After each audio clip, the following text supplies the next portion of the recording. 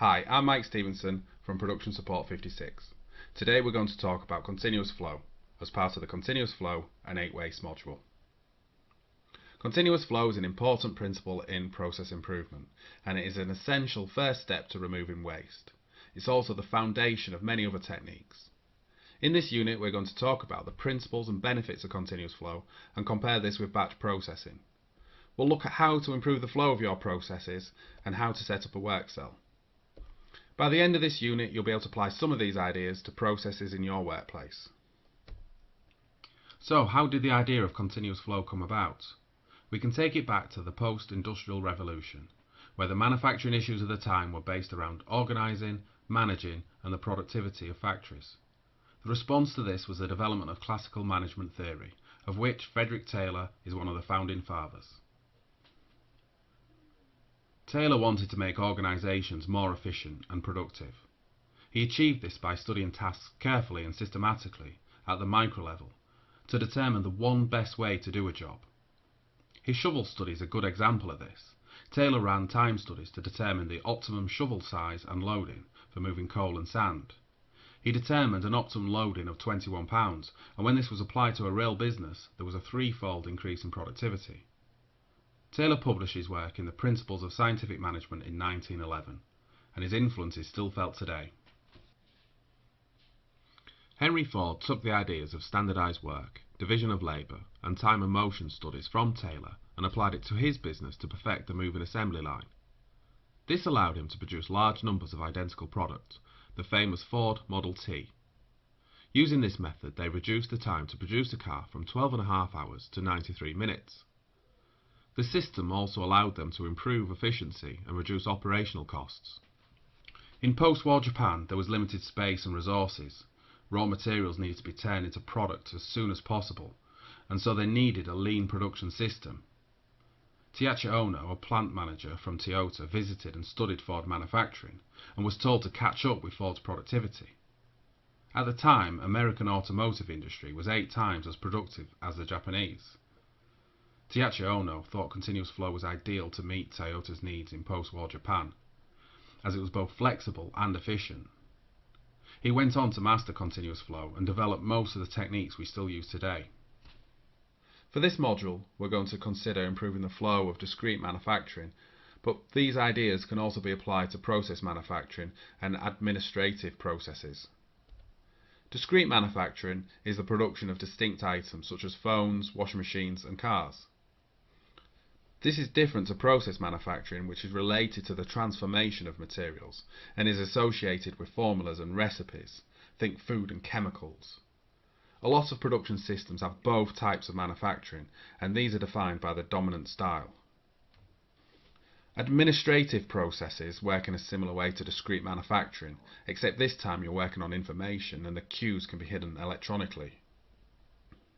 Discrete manufacturing processes are a series of unit operations or work activities. The process starts with a raw material which moves sequentially through all the work activities, and once complete, outputs a finished product. What we're concerned with is how the work item moves or flows through the production system. If the production system has been designed as batch, work items move in groups. They stay at each work activity until the group is complete. They then move to a queue, waiting for the availability of the next work activity. If the production system has been designed as continuous, work items move independently through the system with no or little queue in between work activities. For all types of repetitive processing, improving the flow will lead to performance benefits. The ideal situation is the work item moving with continuous flow in batches of 1. This is called single piece flow. Flow is a great metaphor for materials moving down a production line. Imagine the work item as the liquid and your production system as the channel. The flow is how the liquid moves through the channel. For batch and queue, it's like white water rapids. Queues are the flat, calm waters between falls, when nothing much is happening, and the falls are the flurry of activity as large waves of material is worked upon. Unlike rapids, there is a lack of stability and control during the falls. This requires additional monitoring and managing. Continuous flow is like a water slide. Materials are continuously flowing, there's no queues or delays within the system, and the environment is much more stable. The flow is still fast, and the operators are in control. It's also easier to spot any issues evolving before they happen.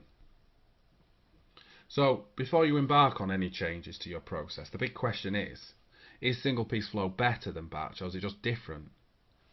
If you consider a simple production process made up from processes A, B and C, a work item moves sequentially through these processes to create a finished product that can be sold. The red table shows the timeline of batching 3 work items. Remember, in the batch process, the work items are not transferred to the next process until the full batch has been complete. If we follow part 1, we see it takes 7 hours to go through the production line. If we consider the same setup using single piece flow, remember in this system work items move on to the next process once complete. Now if we follow part 1, we can see it takes 3 hours to go through the production line. This is less than half the time of the part going through the batch system. If you calculate capacity, this is how much product you can make in a day, then there will be little difference between the two systems, especially if you have unfinished material from the previous day. If you look at the example here, if everything is working perfectly, you could produce 9 parts per day using both systems. If we consider a 7-step production system using batches of 7 work items, think about the logistics and the amount of inventory queuing between each process. Think about the space required for all that inventory. Think of the cost of that space and inventory. Think of the management time and effort to manage all that inventory at different stages and in different locations. Now consider single piece flow. You've removed all the excess inventory and all the associated costs and headaches. With a reduction in inventory, you also significantly reduce the risks associated with manual handling and transporting that material. Think less back injuries and forklift truck accidents. The work areas become a safer place. Single piece flow also improves quality. If you have a problem with process A which is not spotted until process G, with batch processing you have potentially 42 defective parts. With single piece flow it drops to 6. If, for whatever reason, you want to change your product halfway through the day, for batch process you have 49 parts in the system which you have to complete or move to storage. For single piece flow you only have 7 parts in the system. And if you combine this with quick changeover techniques, you then have a very flexible and reactive production system. When you move towards single piece flow, it becomes easier to identify and remove wastes. It also becomes easier to identify reliability and consistency issues, which are often lost in batch manufacturing. There are a couple of things to note. Moving to continuous flow is not easy. It takes time and effort, and that true single piece flow is not always achievable or desirable. Work activities generally do not take the same amount of time, or may be more efficient with more than one work item. Sometimes forcing single piece flow actually disrupts the smooth flow of your productive processes. The key is to really consider your processes and only make changes that improve flow. Work iteratively and build each improvement on the last. The more you consider and test your processes, the better your understanding becomes, and the easier it is to make further improvements. Continuous flow does not happen overnight, especially for existing lines. You need to look for opportunities to improve the flow of the line. The 3 key areas to consider are waste, overburdening and unevenness. In Lean these are called the 3 M's: Muda, Muri and Mura. Waste are all the non-value added activities that are part of your productive process. Some of these are obvious and relatively easy to tackle, such as transport or waiting. But be mindful of overburdening, where you push people or equipment beyond its limit. This can lead to health and safety and quality issues, and longer term can lead to serious breakdowns. Unevenness of work volumes is another problem, which means you have to build in extra capacity to deal with peak demand. One of the easiest ways to improve flow is to remove waste or non-value adding activities. This leads to an important question: what is value? A good definition is activities that add value to your product or service that a customer is willing to pay for. Everything else is waste. There may be some activities that are related to internal or external compliance. These are required, but do not add value from the customer's perspective. Tiachi Ono identified 7 forms of waste: waiting, inventory, motion, transport, overprocessing and overproduction. Unused skills was added later. We'll cover the 8 wastes in details in the next video. A mistake a lot of people make when first attempting to improve their process is to focus on making the value-added steps more efficient. If the value-added steps only make up 10% of your lead time, then improving the value-added steps will have minimal impact. It's often easier, cheaper, and more effective to focus on eliminating non-value-added steps. As you start removing and reducing these, you'll be amazed how the lead times are reduced. Often machines are grouped by type. This leads to work items taking a tortuous route through the shop floor and forces operations to batch work items, as they're easier to move in bulk. With this arrangement, it's very difficult to see what's going on and where a work item is in a process.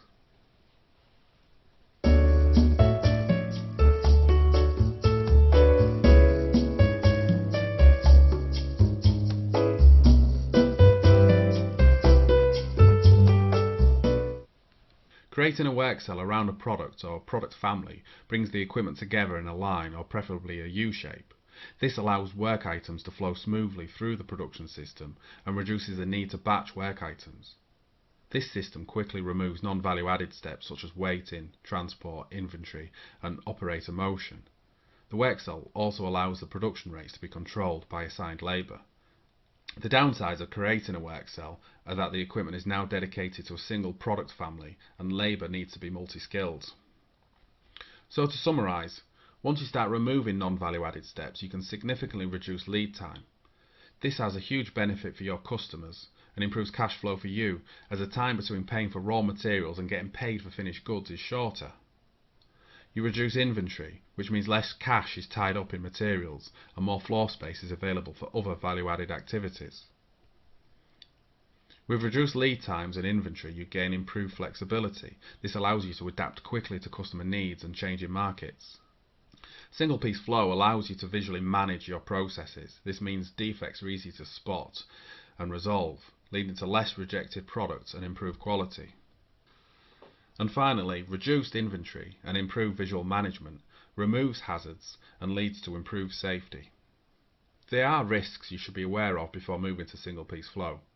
Inventory is a safety net. It protects operations from production issues. As you reduce the inventory, you become more exposed to these issues. For example, if a machine breaks down and there's sufficient inventory, all the other machines can continue. However, if there's limited inventory, then there's a real risk it could stop production. Reducing inventory is often compared to lowering the water level and exposing rocky problems underneath. Your inventory should be reduced in stages in a controlled manner, ensuring that you have sufficient capacity to deal with each problem as it is exposed, and you should fix the root cause of each problem before reducing the inventory further. Another common mistake is to just bring machines closer together and not improve flow. Here we are likely to see that the focus is still on improving efficiency of the individual pieces of equipment or keeping operators busy. The telltale signs are piles of inventory in between process steps. There are some compelling reasons to continue to work in batch. For example, there's some compliance requirements, such as by the pharmaceutical regulations, where batch traceability is needed. Or if there is a high risk of contamination and you want to separate your materials to prevent cross-contamination. Or if you have inconsistent raw materials that need processing in different ways. And also for small volumes of products, batch processing has a lower capital cost and is much easier to set up. We'll take a look at more advanced process improvement tools in other modules. For now, take a look at the flow of your processes. Follow the path of the work items through the shop floor or the office, and ask yourself a series of questions. What is the value add? What is the customer willing to pay for? Where are the queues? Where are the delays? What's slowing the flow? Where do things usually go wrong? Where do things go missing? What items or information are you always searching for? Now ask your colleagues, your customers, your suppliers, what they think of the process. How would they make it better? After researching your process, identify a non-value added step that's easy to remove. Make the changes to your process, then check that the changes improve things. Make any corrections, and then repeat. So let's recap our learning objectives. Continuous flow is an important principle in process improvement, and it's an essential first step to removing waste. It's also a foundation of other techniques. In this unit, we've described the principles and benefits of continuous flow and compared this with batch processing. we've looked how to improve the flow of your processes and how to set up a work cell. You now have the tools to apply these ideas to processes in your workplace. If you found this useful, please continue to the next video where we'll take a closer look at the 8 forms of waste. If you're interested in further improvements to your work processes, take a look at the process mapping and basic problem solving modules. For more advanced topics, take a look at building in quality and advanced continuous flow techniques. If you have any questions, you can get in touch with me with the following contact details. I'm Mike Stevenson from Production Support 56.